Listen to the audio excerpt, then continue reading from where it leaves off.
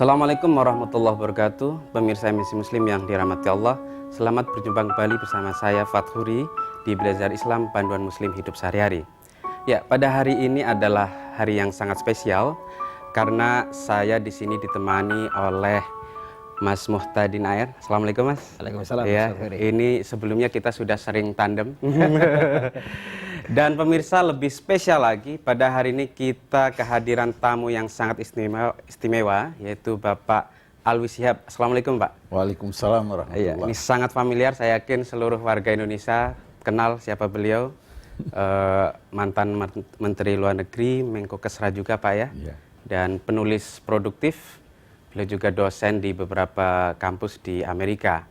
Nah, pada hari ini menemani kita bersama untuk membahas tema yang sangat krusial bagi Indonesia, yaitu Islam dan toleransi antar umat beragama. Ya, karena Pak Alwi ini juga sangat concern dalam isu seperti ini. Nah, mungkin di awal pertemuan kita kali ini Pak, mungkin Pak Alwi bisa menyampaikan sebetulnya Islam, ajarannya tentang toleransi itu seperti apa Pak? Bismillahirrahmanirrahim. Memang kita semua merasa prihatin dengan apa yang terjadi bukan saja di Indonesia, tetapi di negara-negara yang berpenduduk Muslim di dunia, dan bahkan boleh dikatakan di seluruh dunia, hal toleransi ini menjadi topik utama bagi para cendekiawan, pemuka agama.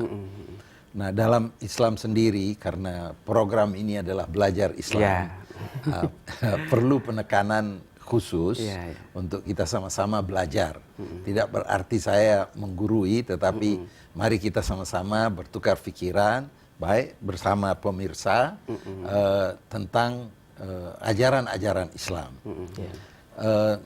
Hampir disepakati atau disepakati oleh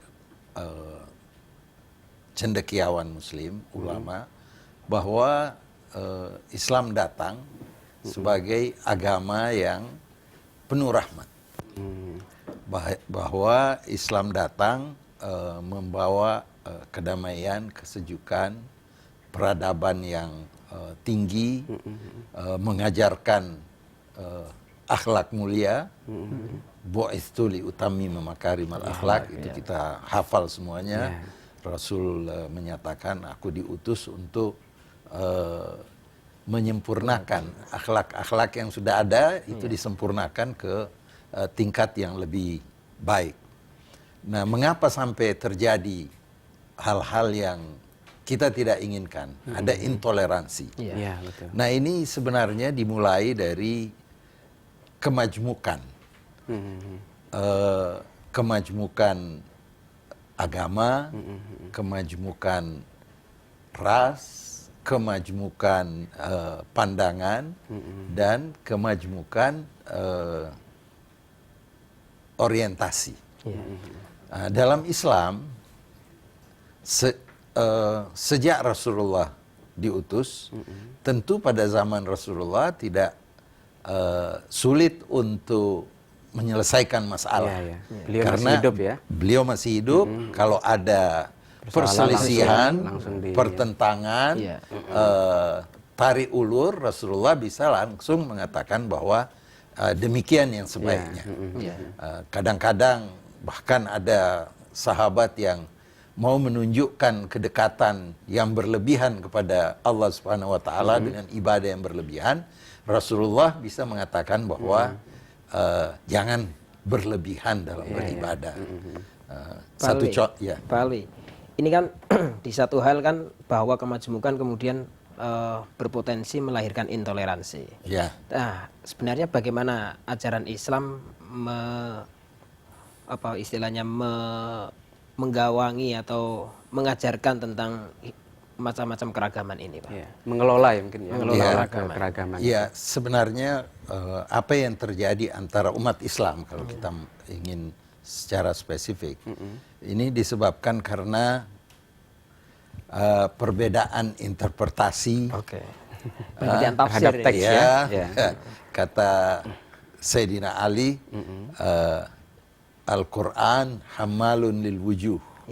Jadi Quran itu sendiri bisa menimbulkan keragaman interpretasi. Wujud ya. Kalau mukanya banyak, maksudnya bisa membawa kepada orientasi yang berbeda dengan maksud yang sama. Taruhlah umpamanya ada seorang intoleran pada hari ini, dia mengacu kepada Al-Quran. Ini Al-Quran bilang demikian. Al-Quran bilang begini.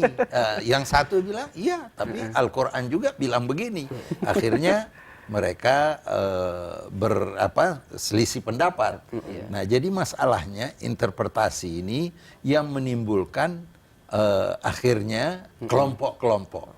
Dan kita kalau ingin kembali kepada sejarah Islam, kita bisa melihat bahwa pada zaman Rasul, sebagaimana yang saya katakan tadi, bisa diputuskan langsung oleh Rasul. Begitu digantikan oleh Sayyidina Abu Bakar, lalu Sayyidina Umar, walaupun waktu zaman Sayyidina Abu Bakar mulai ada umat Islam yang tidak mau bayar zakat, akhirnya harus diperangi.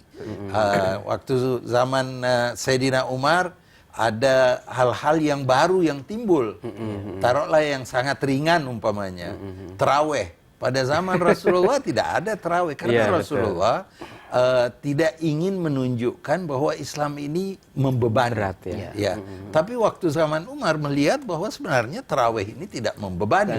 Lalu ada pendapat lalu bahwa Sayyidina Umar melihat kemaslahatan pada waktu itu untuk menjadikan umat ini lebih koheren, lebih solid, lebih ini, lalu jadi terawih kemudian dijamaahkan gitu, dijamaahkan yang tadinya sendiri-sendiri dijamaahkan.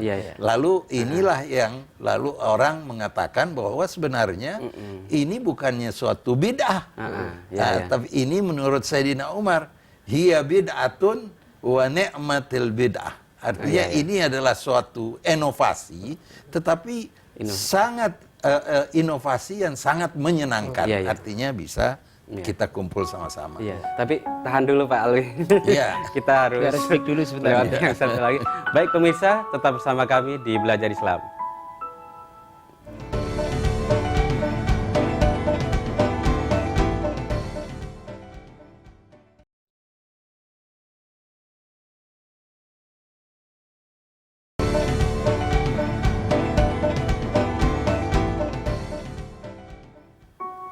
Terima kasih pemirsa Muslim yang dirahmati Allah, tetap bersama kami dan selamat bergabung bagi pemirsa yang baru bersama kami di Belajar Islam. Ya, baik Pak, tadi kita sudah sampai pada flashback ya, pada zaman Rasulullah, kemudian apa yang terjadi masa itu termasuk tadi taraweh. Nah, ini kita mungkin ke Indonesia Pak. Bagaimana kemudian faktanya sekarang ini banyak sekali terjadi perselisihan, bahkan sampai terjadi kekerasan dan pengusiran. Itu sebetulnya kalau menurut pandangan Bapak bagaimana? Ya, kembali lagi bahwa ini yang disebabkan karena perbedaan pandangan, perbedaan orientasi keagamaan, artinya orientasi mazhab, orientasi penafsiran. Kita tahu bahwa di Indonesia ini ada dua kelompok besar. Ada Nahdlatul Ulama yang orientasinya kepada lebih banyak kepada tasawuf atau substansi, Muhammadiyah yang dikenal sebagai gerakan yang sifatnya puritan, ingin membersihkan Islam dari infiltrasi ajaran-ajaran yang dianggap tidak murni dan pemurnian agama. Tentu hal ini menimbulkan kelompok-kelompok tertentu. Alhamdulillah sampai dengan beberapa tahun terakhir tidak pernah kita melihat adanya suatu pertarungan yang berdarah. Ya, tidak pernah ada intoleransi antara kelompok Muhammadiyah, kelompok rasional puritan, dan kelompok Nahdlatul Ulama yang mengacu kepada saya tidak senang menggunakan konservatisme, tetapi lebih mengacu kepada tasawuf atau substansi agama. Kalau ini lebih banyak kepada hukum, pemurnian, lebih pada fikihnya. Lebih banyak pada fikihnya. Kalau ini lebih banyak pada tasawufnya. Dua-duanya akhirnya mempunyai pendukung, dua-duanya mempunyai cantolan dalam Al-Quran dan hadis, kita tidak bisa mempersalahkan satu dengan lainnya. Tapi juga di dalam Islam bukan hanya ahli sunnah wal jamaah saja. Ada aliran-aliran lain, ada aliran yang masih bisa diterima, ada juga aliran yang sudah menyimpang jauh. Taruhlah umpamanya di kalangan ada aliran Syiah umpamanya. Ya tidak semua Syiah itu kita bisa terima. Ya, ada Syiah yang moderat, tapi ada Syiah juga yang ekstrim. Ya, yang moderat itu yang bisa diterima ya apa yang terjadi kemarin antara Syekh Al-Azhar dengan Presiden Ahmadinejad. Mereka berusaha untuk mempersatukan umat Islam bahwa kedua-duanya, selama kedua-duanya itu mengucapkan syahadat, percaya kepada Nabi Muhammad sebagai Rasul, dan semua rukun Islam dan iman itu dipenuhi, maka hal-hal yang kecil atau khilafiyah tidak menjadikan lalu umat Islam bercerai-berai atau tersandung oleh konflik, apalagi konflik berdarah.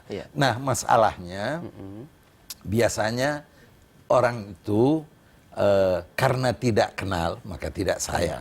Nah, karena tidak pernah bergaul dengan selain kelompok ahli sunnah wal jamaah, selain kelompok kita sendiri, sehingga kalau ada orang-orang baru yang masuk, kita merasa bahwa ini musuh atau ini yang ingin menggerogoti kita. Itu di mana-mana. Tidak siap dengan perbedaan. Tidak siap dengan perbedaan pendapat, merasa bahwa apa yang kita sudah jalankan, taruhlah di Indonesia ini kita sudah turun temurun, mazhab kita Syafi'i. Ya, kalau ada orang salat sampai lutut pakai celana, kita sudah menganggap bahwa salatnya tidak benar. Padahal sebenarnya itu juga ahli sunnah wal jamaah. Imam Malik membenarkan itu. Ya, kalau ada orang piara anjing, lalu dianggap bahwa ini malaikat tidak masuk. Padahal Imam Malik ahli sunnah wal jamaah juga membolehkan. Nah, kita terkadang takut, bahkan bisa sampai ke titik benci kepada hal yang kita tidak ketahui. Nah, di sini pentingnya pendidikan. Di sini pentingnya kita menggali. Islam itu luas, dan Islam itu bahkan Allah Subhanahu wa taala ya mencanangkan sebagai sunnatullah, sebagai keniscayaan, kemajmukan. Karena di dalam Al-Qur'an disebutkan Lau sya'a rabbuka la ja'alakum ummatan wahida. Kalau Tuhan mau dijadikan semuanya ini satu aja. Semuanya Islam, tidak ada Kristen, Buddha, Hindu, tidak ada. Komunis, tidak ada. Atau semuanya NO. Tapi begini, atau semuanya Muhammadiyah. Tapi Tuhan mau manusia itu berbeda-beda untuk saling fastabiqul al-khairat. Kita berjuang untuk mencapai kebaikan bersama, tidak bermusuhan. Pak Alwi, ini kan di Indonesia kan ada mainstream NU, ada mainstream Muhammadiyah, dan itu sudah bertahun-tahun relatif damai lah, aman saja. Tapi akhir-akhir ini kemudian banyak sekali kasus-kasus intoleran, terutama yang menimpa Ahmadiyah misalnya, Pak Alwi. Ini bagaimana, Pak? Ya, Ahmadiyah ini kalau kita mau melihat negara-negara di bawah OKI, ya mereka sudah sepakat bahwa Ahmadiyah ini memang tidak bisa digolongkan sebagai kelompok Islam yang bisa diterima, disebabkan karena adanya pandangan dari pihak Ahmadiyah bahwa Nabi Muhammad bukan Nabi terakhir. Ini OKI. OKI itu termasuk Mesir yang pentolannya kan ada Azhar di sana. Dan kita sebenarnya anggota, Indonesia juga anggota. Ini sebagai gambaran. Tetapi kita sebagai umat Islam, ya, jangankan dengan Ahmadiyah, dengan kelompok lain pun kita harus hormati perbedaan itu. Agama lain, ya. Iya, agama lain. Kita dengan kelompok, taruhlah Kristen. Itu di dalam Al-Quran jelas bahwa la yanhakumullah 'anil ladzina lam yuqatilukum fid din wa lam yukhrijukum min diyarikum an tabarruhum wa tuqsitu ilaihim. Allah sama sekali tidak melarang untuk kita Muslim berbuat baik dan berlaku adil kepada non-Muslim yang tidak memerangi agama Islam, agama kita, dan tidak berusaha mengusir kita dari negeri kita. Kita tidak boleh berlaku tidak adil. Nah, apalagi kalau seandainya kita berurusan dengan kelompok yang juga menyatakan dirinya sebagai Islam, walaupun Islamnya tidak sempurna. Pak Alwi tahan dulu sebentar. Dan baik pemirsa yang MNC Muslim yang dirahmati Allah, kita akan kembali setelah yang berikut ini.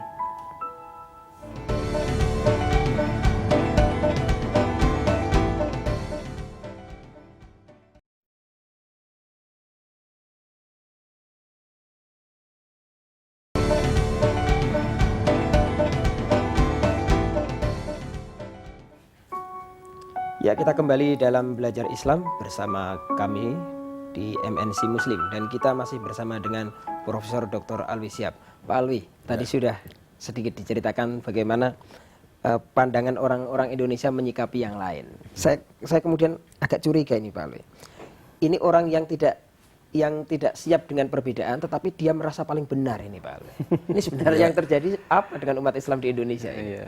Nah, itu saya kira disebabkan karena kurangnya pengetahuan dan penghayatan terhadap ajaran Islam. Islam itu sebenarnya sangat toleran. Allah Subhanahu wa Ta'ala memberikan contoh yang begitu banyak dalam Al-Quran, bahkan perintah kepada Rasulullah, dan tentu pada kita semua untuk berlaku toleran dan tidak menggunakan kekerasan sedikit.